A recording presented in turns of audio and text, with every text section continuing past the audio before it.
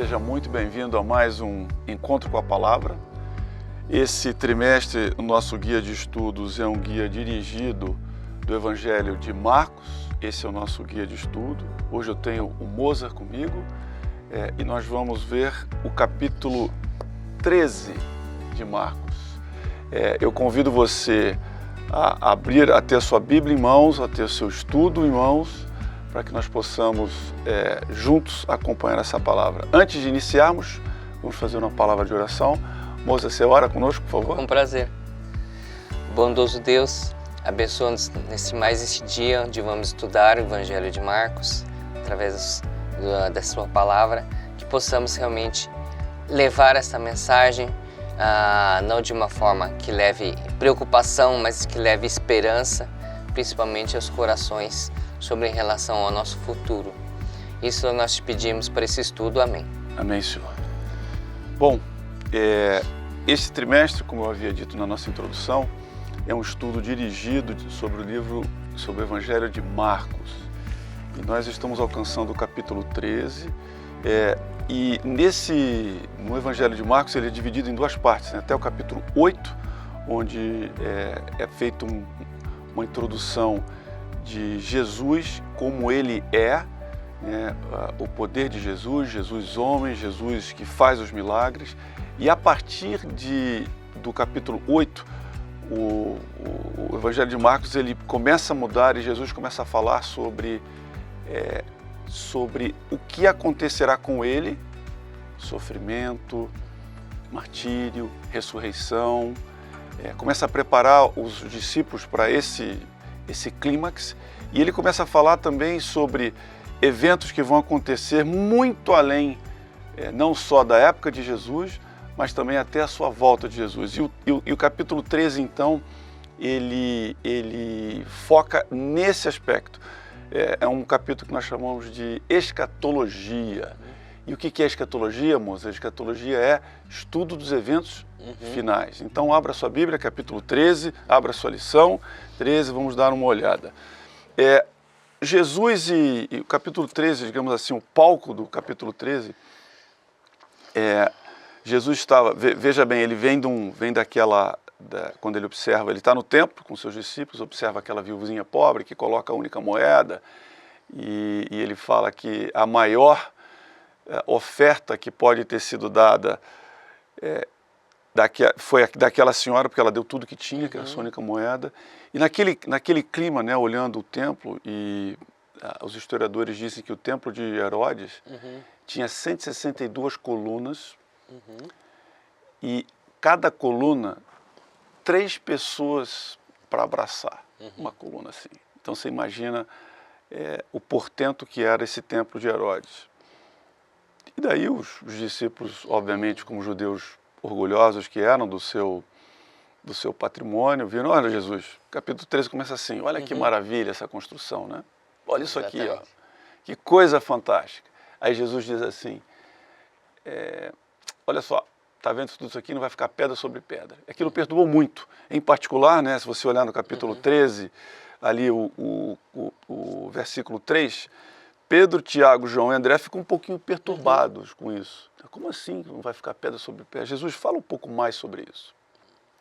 É interessante essa parte assim, que você falou que eles estavam admirados, dá a impressão que Jesus cortou o barato deles, né? Parece que assim, nossa, que Jesus foi chato nesse ponto assim. Mas assim, o que a gente pode entender dessa parte é que Jesus teve um papel fundamental na questão da expectativa. É assim como uma mulher grávida entra num hospital assim chique, vê todos aqueles recursos assim e está marcada, por exemplo, que ela vai ter um parto natural, um parto normal. Jesus é como se fosse um obstetra avisando: tá vendo toda essa estrutura aqui, toda essa tecnologia do hospital? Você tendo um parto natural não vai te impedir de você ter dores e ter aflições. Então, na verdade, o aspecto de Jesus não é aterrorizar, é colocar a pessoa com a esperança no lugar certo. Então, quando Jesus vai estar dizendo assim: olha, não vai ficar pedra sobre pedra, apesar de toda essa suntuosidade, é como o obstetra dizendo assim: olha, toda essa estrutura aqui do hospital não vai te impedir de ter dores. Mas eu, como seu obstetra, eu vou te orientar passo a passo, e as dores que você vai sentir, eu já estou antecipando, não para te dar medo, mas para você ter certeza que eu estou no controle das coisas. E esse é o propósito da lição. Não é aterrorizar as pessoas, é dizer que Jesus está no controle desde o princípio. Então tudo que você vai passar, não é porque Deus está escapando do controle da situação. Não, aquilo já estava previsto desde sempre. Basta que a pessoa receba a orientação de Jesus e entenda, olha, você não consegue fugir disso, mas eu vou estar junto com você. Deus é um Deus de amor. E a pior coisa que aconteceria para nós aqui como filhos de Deus é ocorrerem eventos como esse, ele falasse e nós dissemos, puxa vida, mas eu até, vamos supor que eu até tenha passado por isso, né? Mas não me avisou nada. Exatamente. Deus é um Deus de amor e ele, existem sobre a volta de Cristo, são 2.500 referências que tem na Bíblia, 2.500 referências sobre a volta de Cristo. A Bíblia, ela é cheia de profecias, cheia de descrição de eventos que já ocorreram, eventos que estão por vir ainda. E ele é um Deus de amor e ele coloca isso como você bem disse, ele para nos alertar. Exato. Olha, eu falei, eu avisei, né? E ele começa então dizer aqui, ó, nos diz aqui então no versículo 4, nos fala aqui exatamente e que sinal haverá, né, quando todas elas estiverem para cumprir. E aí Jesus disse, olha, que ninguém se engane. E então ele percorre, nós temos aqui aproximadamente 8 ou 9 sinais que Jesus coloca para que nós fiquemos atentos, ou que para eles ficarem atentos sobre aquele período. Então ele fala assim, olha, primeiro sinal, vai ter muitos que vão vir em meu nome, muitos dizendo que é o próprio Jesus e vão enganar muitos. Depois ele fala assim, sinal 2, quando ouvires falar de guerra, rumores de guerras, para não se assustar, porque é necessário que aconteça e ainda não é o fim. E ele vai no terceiro, haverá reino contra reino, que é a guerra, terremoto, e ele diz aqui, fome, e para completar, Jesus ainda diz o seguinte, olha, isso é apenas o início, vai vir mais por aí. E ele continua. Vai ter o quinto sinal, vocês vão ser entregues aos tribunais, vão ser expulsos das sinagogas, vão ser açoitados, ou seja, vai haver perseguição, né? Ele continua, e só que é o seguinte, mas é necessário, para que tudo isso aconteça, é necessário que o Evangelho seja pregado a toda a nação. E ele continua, e aí ele faz um zoom sobre a perseguição, que é uma passagem muito bonita, né? Que ele diz assim, no 11, quando vocês estiverem no tribunal, não se preocupa com o que você vai dizer. Meu Espírito vai te conduzir para que você fala o que tem que falar. Olha, ele diz aqui, é muito bonito, ó. Não vos preocupeis, esse é o 11, não vos preocupeis com o que haveis de dizer, mas o que vos for concedido naquela hora, isso falai, porque não sois vós que falais, mas o Espírito Santo. Mostra Cristo não desamparando. Essa parte que você falou, tribunal, é interessante, né? A expectativa que Jesus tem em relação a nós é que sejamos testemunhas. Assim como o tribunal, a testemunha tem um fator chave de levar a verdade dos fatos, é isso que ele espera de nós. E Jesus, ele não precisa de um advogado. Ele pede que nós sejamos testemunhas de tudo que a gente vivenciou e sentiu. E esse é o nosso papel, testemunhas mesmo no tribunal. Exatamente. E ele diz assim, ó, que irmão vai entregar irmão, pai e filho vai se levantar contra seus pais, e nós seremos odiados.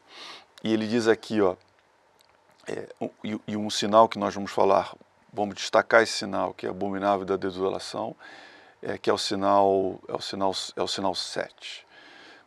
Interessante o seguinte, qual o período histórico aqui, né? Notar o seguinte, que do ano, aqui nós estamos falando em torno do ano 27, né?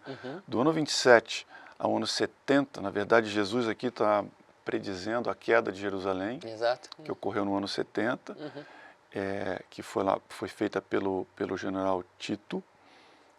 Se você tiver o privilégio de ir ao Fórum Romano um dia, você vai notar que tem um pórtico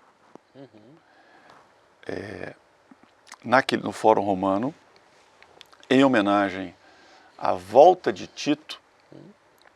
Tem uma foto disso. A volta de Tito, vitorioso por ter destruído Jerusalém, e um dos altorrelevos desse pórtico é eles carregando o castiçal com as sete lâmpadas. Você olha e vê, né, um evento histórico, está na Bíblia, que é a comemoração sobre isso.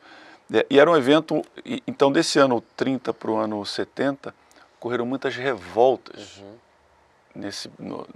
em Israel, em Judá, que é a Palestina hoje, ou o Estado de Israel. Ocorreram muitas revoltas. E chegou uma hora em que Roma simplesmente disse, chega, eu vou acabar com essas revoltas. E eles sitiaram uma vez Roma sitiou uma vez Jerusalém, e quando os cristãos eles se atinaram do abominável da desolação, que é no versículo 14, que era ele justamente, eles saíram da cidade. Então, Joséfos, que é um historiador judeu que viveu nessa época, ele disse que, e a Soraya também fala isso, nenhum cristão pereceu. Isso é fantástico. Que é fantástico. Então, nenhum cristão pereceu, por quê? Porque ele estava ligado no Evangelho, ligado nas palavras, ligado nos sinais, que é algo que nós devemos estar, né? Não ser pegos, como você bem colocou, né? Desprevenidos, né? E eles não foram desprevenidos. É até interessante essa questão das revoltas. Às vezes as pessoas acham, mas por que Deus não protegeu o povo deles, né? Porque eles estavam tentando se revoltar contra Roma pelas suas próprias forças. Jesus deixou claro assim, a minha paz vos dou. Então, a proteção que Deus prometeu, a paz que prometeu, eles não estavam conectados com Deus. O povo estava rebelde não só contra os romanos, estava rebelde contra Deus. Então, justamente, eles tinham que passar por isso, e foi até predito que não era para eles se revoltarem, era subjugar o Império Romano. Não porque o Império Romano fosse a vontade de Deus que eles fossem afligidos por esse império, mas era um sinal de que Deus fala, eu preciso que vocês se voltem para mim. E se vocês se rebelam, em princípio, para mim, eu vou dar esse sinal, que vocês vão ser subjugados a Roma e não se revoltem. E eles foram novamente desobedientes e a revolta levou à destruição. Só que tem um detalhezinho, né, Mozart? A história também diz o seguinte, que um pouco da desobediência deles era que Roma começou em Jerusalém a intervir um pouco, aliás, bastante, no culto deles. Sim. Então, começou a exigir com que eles também prestassem o judeu, né? O povo judeu ele foi um pouco deixado separado em Roma. Roma deixava que a Judéia tivesse uma certa autogoverno, né? Eles eram muito ascéticos, né? Se separavam muito dos outros, e Roma deixou. Quando Roma começou a interferir um pouco nesse ascetismo, de exigir culto ao imperador, ser um pouco mais... e forçar mais esse culto, aí eles juntou a rebeldia civil com a rebeldia também religiosa, né? Agora, tem uma passagem aqui muito bonita, eu queria que você pudesse comentar, que é assim, qual a esperança que Jesus coloca para aqueles que passaram por esse período, né? Ali no versículo 13 do capítulo 13, né? em que é uma passagem muito bonita. Qual é essa grande... O que Jesus coloca para aquele que persevera, né? Existe uma passagem em Coríntios 13 e outra em Hebreus 18, muito bonitas, que eles falam que a gente não vai receber nenhuma tentação além das nossas forças. Então mostra que, apesar de a gente ter períodos assim que parece que Jesus está olhando como espectador e não como uma pessoa que atua, essas duas passagens dão a certeza de que Deus, através do conhecimento prévio do que vai acontecer e também da própria promessa de que Ele vai estar ao nosso lado, as coisas vão se desenrolar sob o controle dEle e não sob o controle do inimigo. Por mais que nos pareça que o inimigo está prevalecendo. Então essa esperança que a gente tem é de que as coisas já foram determinadas lá atrás e que Ele prometeu que se permanecermos fiéis a Ele, Ele vai estar sempre do nosso lado. E isso realmente vai nos aliviar. Assim como a questão que a gente até no começo da lição, da viúva pobre, que a gente falou da viúva, que uma viúva, ela deu 2 moedinhas e Jesus falou, olha, ele deu mais, ela deu mais do que os outros. Ela deu tudo. O tudo de Jesus não é dinheiro, é o coração. Então, na verdade, quando ela deu tudo, ele quer dizer assim, ela entregou o coração inteiro a mim, é isso que eu quero. Não importa se para mim, para ele, se ela só tinha 2 moedinhas para dar. Se ela se entregou por inteiro, é isso que Jesus espera. E a gente tem que entender que quando Jesus promete a bênção, não é muitas vezes como outras denominações às vezes pregam assim, é uma bênção imediata financeira. Não. Às vezes essa viúva pode ter continuado pobre a vida inteira. Mas ela recebeu uma paz de espírito e, mais importante, uma bênção de Jesus especial que pessoas muito abastadas não teriam. Então, voltando nesse ponto, assim, o que nos dá esperança? Assim como provavelmente essa viúva pobre, que apesar da pobreza, ela foi abençoada por Jesus, o que nos dá esperança é de a gente saber que Ele nos passou o conhecimento e passou a promessa de que Ele viria uma vez e veio, e vai vir pela segunda vez. Eu vou ler o versículo, porque nós falamos tanto, mas o versículo, o 13:13, sereis odiados de todos por causa do meu nome, aquele, porém, que perseverar até o fim, será salvo. Perfeito. Isso era para o cristão da época, cristão judeu, né, que a maioria dos cristãos dessa época eram judeus, para o cristão judeu da época e para nós também, né? Esperança, para mim, espetacular, persevera, né? Persevera até o fim que você será salvo. Mas vamos continuar então. Um dos sinais que salvou muitos cristãos da época, e aí você começa a ter um link com os eventos finais, é essa passagem, né? A partir da passagem 10, do versículo 10, que fala que o evangelho será pregado a todas as nações. Obviamente, o evangelho não foi pregado a todas as nações no ano 70, né? Ainda faltava. O 67, quando começou o sítio, o Tito começou a sitiar. Na verdade, Tito não foi o primeiro general, mas um outro general que sitiou Jerusalém. Você tem essa primeira passagem, primeiro o evangelho será pregado a todas as nações, e daí Jesus usa outra passagem, que é o versículo 14, que ele fala assim, ó, quando, pois, virdes o abominável da desolação, eu leio 13 e 14, tá, para aqueles que estão acompanhando.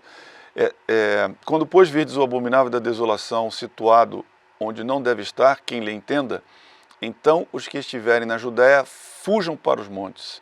E ele vai dizendo que deve ser feito, né? O que estiver no campo não volta para trás, coitada das grávidas, tomara que isso não aconteça no inverno e por aí vai. E ele fala aqui, ó, no 19, porque aqueles dias serão de tamanha tribulação como nunca houve desde o princípio do mundo que Deus o criou, até agora e nunca mais haverá. Não tivesse o Senhor abreviado aqueles dias, ninguém salvaria, mas por causa dos eleitos que ele escolheu, abreviou seus dias. Então Jesus aqui, ele está falando um pouquinho ele está se referindo ao período em que Roma, primeiro em 67, faz um cerco a Jerusalém, mas ele também está falando ele começa a fazer uma mistura entre profecias para o tempo deles e profecias mais além. Então, Mozart, quem é esse abominável da desolação aqui, em que ele fala, e qual é essa ponte que é feita, então, para os nossos dias? Como é que a gente pode fazer essa ponte para os nossos dias, Mozart? Isso, então. A gente pode ver nos 3 evangelhos que são sinóticos, que são Mateus, Marcos e Lucas. Em Mateus e Marcos não é tão claro o que é abominável da desolação, mas Lucas ele é mais claro. Quando virdes Jerusalém sitiada. Isso. Em Lucas ele é bem mais explícito. E os historiadores falam que eles 3 estão falando da mesma passagem, porque assim, fuja para os montes.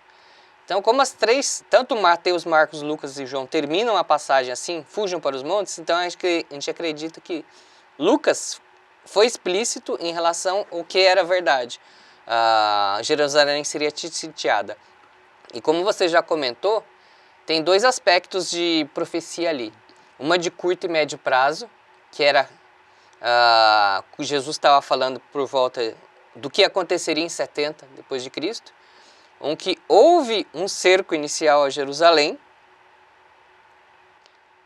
De uma certa forma, um curto espaço de tempo, houve um recuo, que era o período em que supostamente os cristãos que estivessem atentos à palavra... Sair, né? Era o sinal para sair, exatamente. Exatamente, os cristãos, aqui, é isso. Os cristãos deveriam utilizar esse período curto de recuo do cerco romano para que eles pudessem fugir de Jerusalém. Essa questão do fuja para os montes. Então essa é a questão do abominável desolação. É Roma. Em essência é Roma nos seus 2 aspectos. Naquela época Roma imperial, né? Roma imperial naquele aspecto. E apontando para o futuro, na Roma como poder religioso. Aí ele já está colocando um período muito maior, que é o período em que houve a Inquisição, que houve a perseguição aos cristãos, e que foi um período muito maior, de 1260 anos. Estudamos exaustivamente no trimestre passado. Exatamente, esse período de 1260 anos, de 538 até 1798, onde que o general Berthier aprisionou o Papa. Então foi esse período realmente que trata essa passagem.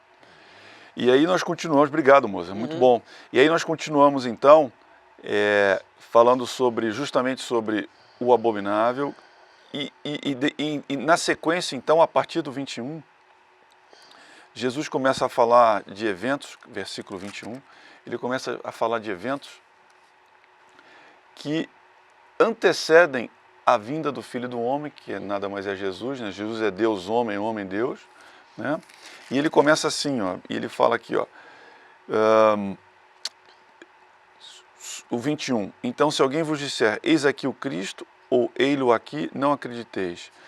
22, pois surgirão falsos cristos e falsos profetas, operando sinais e prodígios, para enganar, se possível, até os eleitos.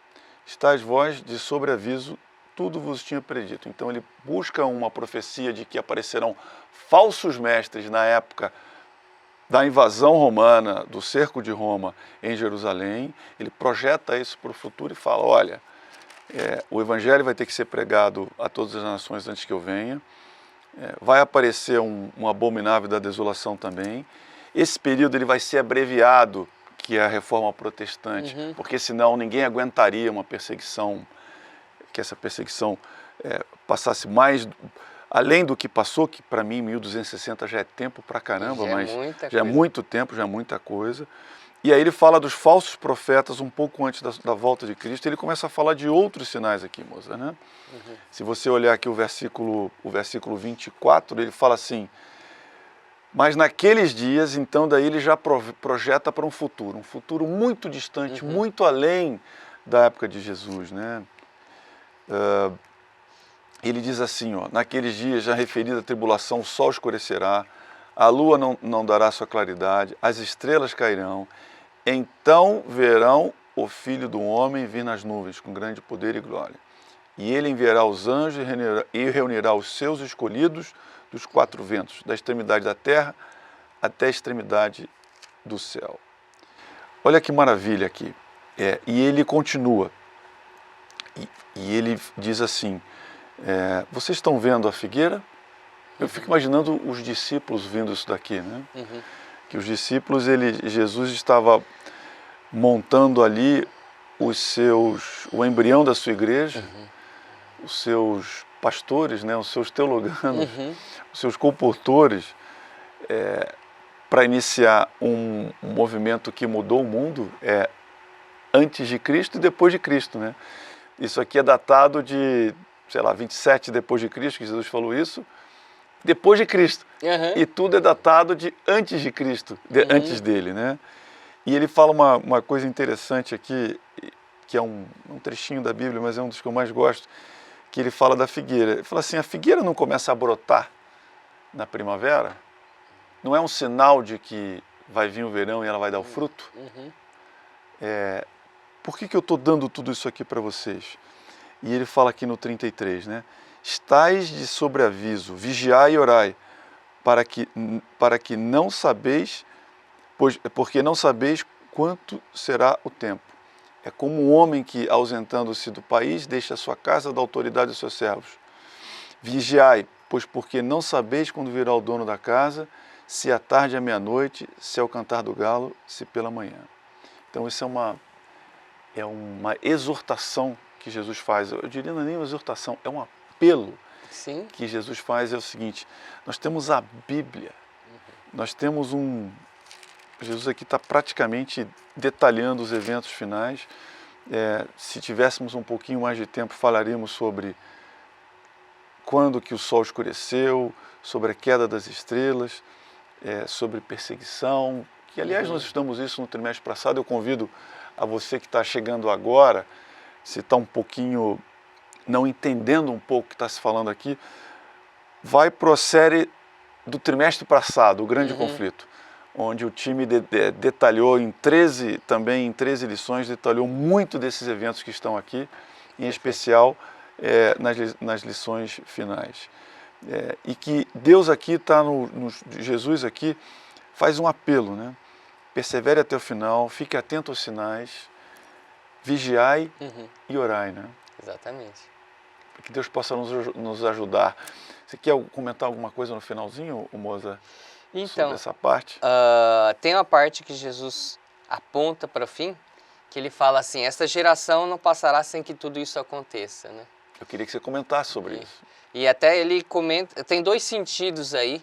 Se você usar as expressões que ele usou na passagem, em Marcos 13:30, ele fala, esta geração. E em Marcos 13:32, ele usa outra expressão, ele fala, aquele dia. Então, quando ele está falando em Marcos 13:30, esta geração, ele está apontando para o curto e médio prazo, que era justamente... Aquela geração, 40 anos. 40 anos é uma geração, né? Aquela geração de que iria passar por toda aquela tribulação da invasão do cerco romano e da tomada de Jerusalém. Mas quando ele fala 2 versículos depois, daquele dia, ele já apontando para a sua volta. Então esse que é exatamente o cerne da lição que Jesus fala, assim, olha, quando todas essas coisas acontecerem, é um sinal de que as minhas promessas estão se cumprindo. Então exatamente esse é o ponto, que não passaria sem que tudo isso aconteça. Ele significa assim, eu estou no controle de todas as coisas, basta você estar atento e acreditar. Um detalhe muito importante, eu só queria comparar o período de Inquisição com o período de hoje. Com o período de Inquisição, o que havia era, as pessoas pereciam por falta de conhecimento. A Bíblia era guardada em locais inacessíveis ao público. Era trancada literalmente. Então, assim, a grande dificuldade que eles tinham realmente era ter acesso à verdade. Hoje, a gente tem uma situação totalmente oposta. A gente tem, com acesso à tecnologia, a gente tem a Bíblia aberta, a gente tem todo o material de espírito de profecia, dos livros de Ellen White, a gente tem a internet que facilita os meios de transmissão, tanto de texto, áudio e vídeo. E qual a dificuldade hoje? É porque tem tantas outras... Fico confuso com... filosofias, formas de pensamento... Tantas interpretações, né? E tantas... Aquela forma de pensar, não, se isso me faz feliz, segue em frente. e não tem um apego à verdade. Então, quando a gente tem, comparando o período de Inquisição, que você não tinha a verdade, você não tinha acesso à verdade, não tinha palavra bíblica. Hoje a gente tem a verdade de uma forma escancarada, só que em volta tem um monte de confusão. Então, realmente, assim, o apelo que a gente tem é, Deus deixou a verdade explícita pra gente, que a gente realmente se volte para Ele, que realmente o estilo de vida dele, as promessas dele, é que realmente apontam para a verdade. Não todas essas teorias, essas filosofias que a gente tem hoje, que levam só, no final, a sua infelicidade a longo prazo. Eu queria deixar, então, 3 passagens que nos fortalecem nesse evangelho, nesse capítulo, nesse trecho que nós estamos estudando.